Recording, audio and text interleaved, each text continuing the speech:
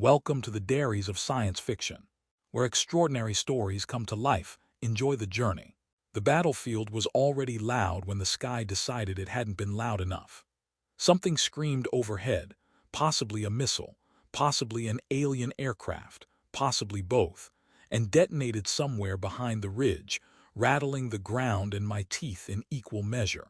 My combat visor flickered between threat markers, most of which I was pretending not to see, because focusing too hard on the odds of survival tended to ruin morale. Mine, specifically. I fired, reloaded, ducked, repeated, and tried not to think about the fact that I was a human fighting in an alien war on a planet whose name I still couldn't pronounce without checking my wrist display twice. She moved through the chaos like it belonged to her. The alien queen didn't shout orders. She didn't need to. Commands rippled outward through implants and shared channels, crisp and elegant, like thoughts that had learned discipline. She looked almost human at a distance, which made it worse when she got closer. Long red hair flowed freely despite the chaos, as if gravity itself had signed a treaty with her. Her long ears swept back slightly as she focused, and every soldier around her fought harder, straighter, as if courage were contagious. I noticed this while diving behind a shattered walker leg and asking myself, not for the first time, why I hadn't taken that safe logistics posting back on Earth. Enemy fire surged. Blue plasma tore through the air, lighting everything in brief, beautiful flashes that would have been much easier to appreciate if they weren't aimed at my face. The Queen stepped forward, unflinching, and raised one hand. The air shimmered. Technology and biology intertwined around her, invisible systems humming as psionic amplifiers synced with battlefield sensors. I felt the pressure then, a sudden warmth behind my eyes, like someone knocking very politely on my thoughts. I froze, not tactically ideal. Her presence touched my mind, precise and careful. I knew what she was doing, verifying intent, scanning for betrayal, the usual queenly concerns. I tried to think of something noble, brave, strategically impressive. Unfortunately, my brain immediately supplied a wildly unhelpful mix of respect, concern, and the intrusive thought that her armor design probably violated several safety regulations by prioritizing elegance over coverage. The connection faltered. She stiffened, physically, visibly, in the middle of a full-scale battle. I looked up just in time to see color bloom across her cheeks, a deep, unmistakable blush against alien skin. The battlefield didn't so much quiet as hesitate, like reality itself had forgotten the next line. Weapons lowered an inch. Targeting systems stalled. Somewhere, an automated drone emitted a confused chirp and shut itself off. The Queen withdrew her hand slowly, eyes locked on mine. I considered apologizing, saluting, or pretending I had been thinking about troop formations. None of those options seemed adequate. The silence stretched, absurd and fragile, while smoke drifted lazily between us and the universe waited to see what embarrassment would do next. Silence on a battlefield is never empty. It's crowded with possibilities, most of them bad. I became acutely aware of my breathing, my heartbeat, and the fact that my weapon's safety light was blinking because I had frozen mid-trigger pull like an idiot statue carved by poor decisions. Across the field, alien soldiers stared at their queen, then at me, then back at their queen, as if waiting for a punchline that hadn't landed yet. The Queen straightened first. Authority snapped back into her posture with practiced ease, though the color on her face stubbornly refused to retreat. The mental pressure vanished, leaving behind the uncomfortable sensation of having just overshared with someone who could rearrange fleets using a thought. A dozen tactical feeds flickered back online all at once, overcorrecting for the pause, and somewhere an AI politely announced, "Temporal anomaly resolved," which was its way of lying. "Resume positions," her command flowed through the shared channel, slightly sharper than before. Weapons lifted again reluctantly. The universe exhaled and remembered it was at war. I did not resume anything. I was still staring. She turned toward me, eyes narrowed, not in anger but in something far more dangerous, focused curiosity. "Human," she said aloud this time, voice carrying easily through the din. "Your mind is undisciplined." "I've been told that," I replied before my brain could file a formal complaint. A nearby alien trooper made a choking sound that might have been laughter or a malfunction. Enemy fire surged again, rudely interrupting what was shaping up to be the strangest performance review of my life. The Queen raised a shield field with one hand, deflecting incoming plasma in elegant arcs. I dove forward on instinct, adding my fire to hers, the two of us moving in unplanned synchrony that battlefield algorithms would later fail to explain. Between bursts, my comm crackled with whispered commentary from human channels. "Did you just mentally flirt with royalty?" someone asked, because sensors picked up something weird. "I did not flirt," I hissed back. "My brain betrayed me." "Same thing," came the reply, deeply unhelpful. The Queen glanced at me again, and for a fleeting moment the shared channel carried something unscripted, a ripple of amusement quickly masked.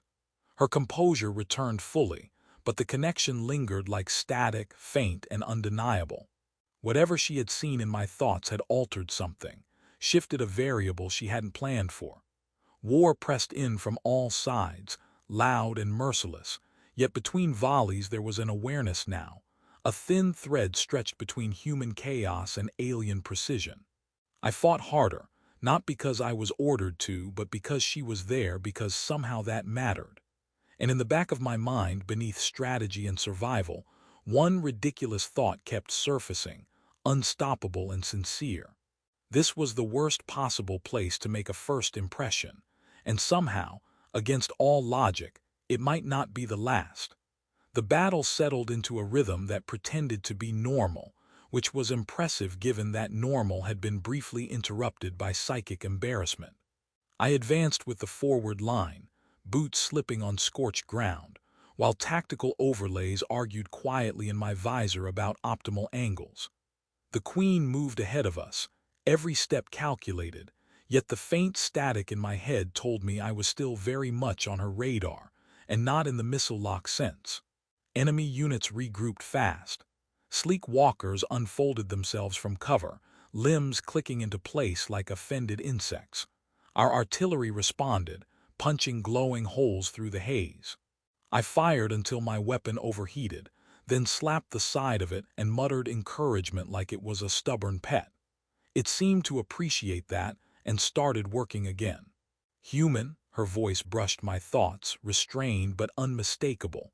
Not a command this time, an observation. "Your emotional output is interfering with my battlefield models." "I'd apologize," I sent back, surprised at how easily the connection reopened. "But I'm under heavy fire and emotionally fragile." A pause, then, unmistakably, amusement. It slipped through before she sealed it, quick and bright. One of her aides glanced around suspiciously, as if laughter might be contagious. We reached the ridge and took cover behind a collapsed shield generator. The Queen raised a hand and fed new variables into the shared network. Drones adjusted, lines shifted, war resumed its structured violence. Yet between bursts of data, I felt her attention flicker toward me, testing boundaries, recalibrating assumptions. I wondered what it was like to command an army while accidentally learning what a human thought when he was trying very hard not to think about anything embarrassing. A sudden explosion knocked me flat. My visor cracked, feeds scrambling.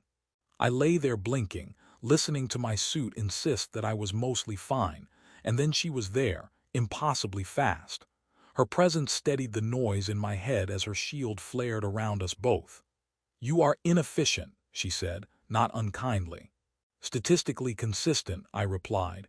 "I'm doing my best." For a moment the world narrowed to overlapping shield hums and distant fire. Her mind brushed mine again, lighter this time, cautious. Concern slipped through, sharp enough to surprise us both. Her eyes widened slightly. Mine probably did too, though that might have been the concussion. She withdrew at once, straightening as if nothing unusual had occurred. Orders flowed. Soldiers surged, but something had changed.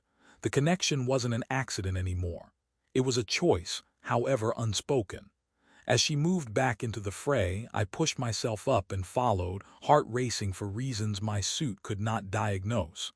The war raged on, vast and uncaring, yet threaded through it now was something fragile and absurdly human.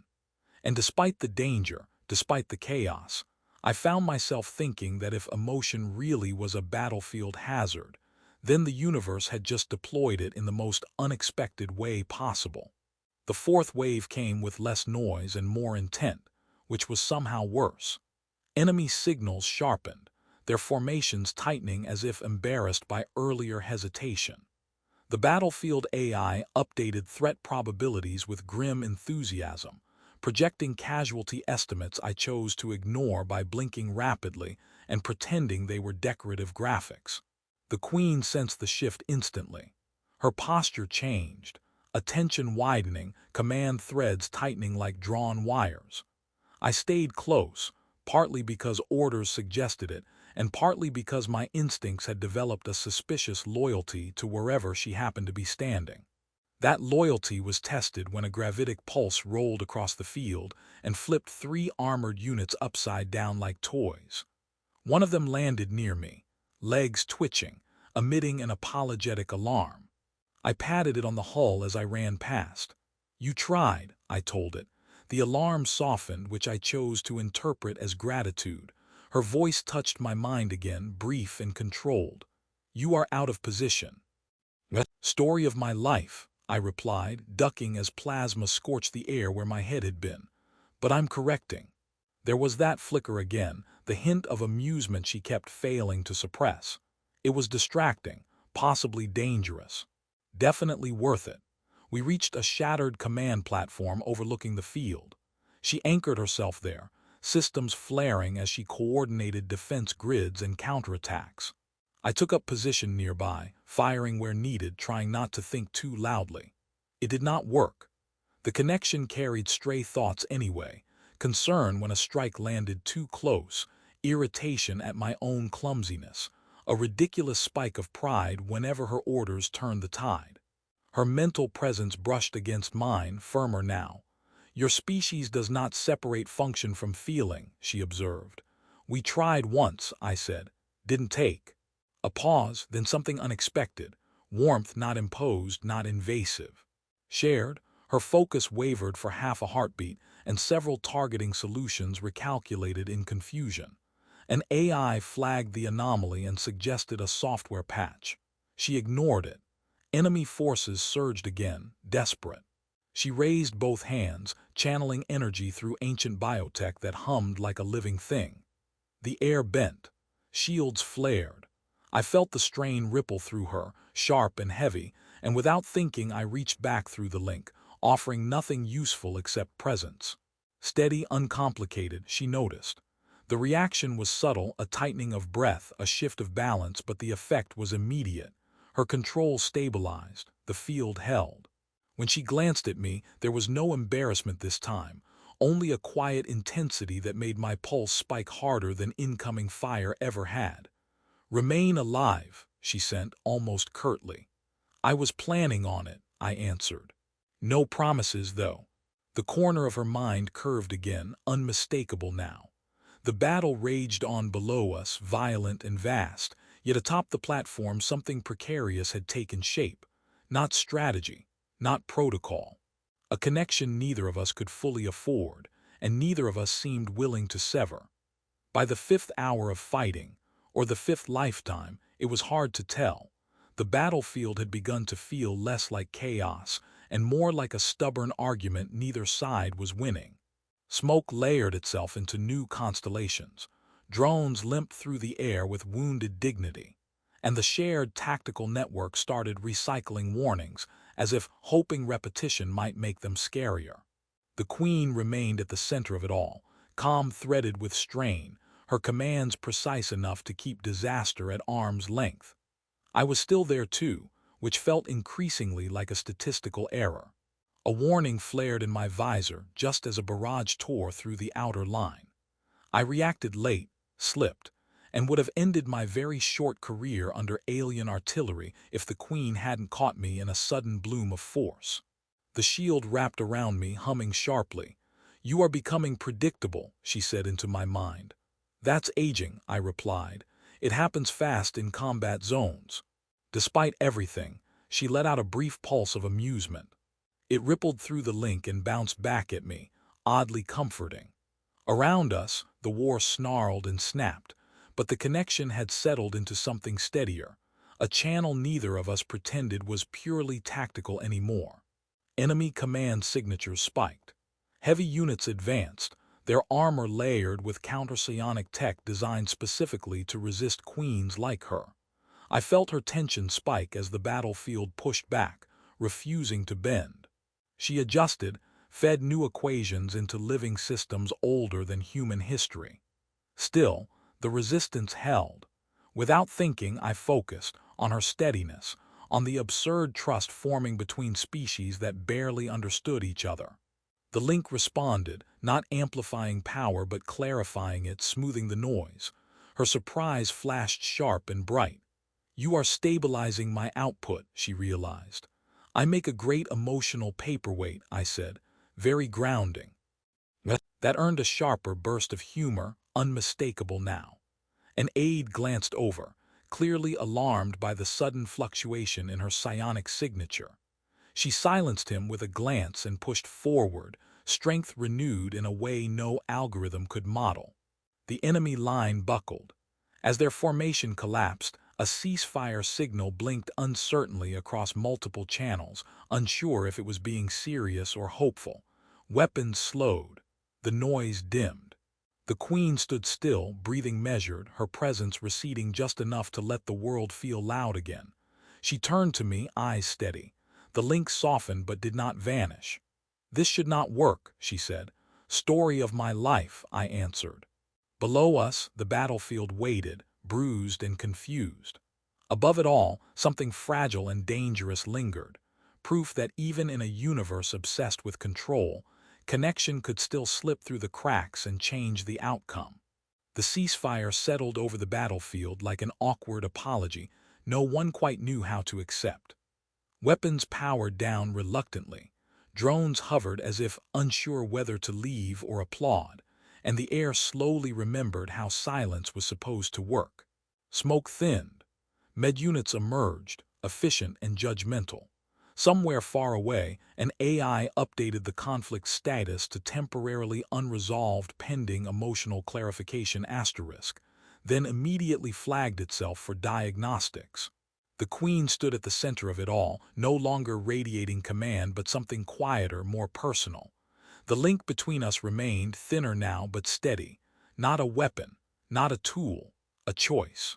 For the first time since landing on this planet, I realized my thoughts weren't racing. The war had forced me to survive, but this moment required something harder: honesty. "You altered the outcome," she said, not accusing,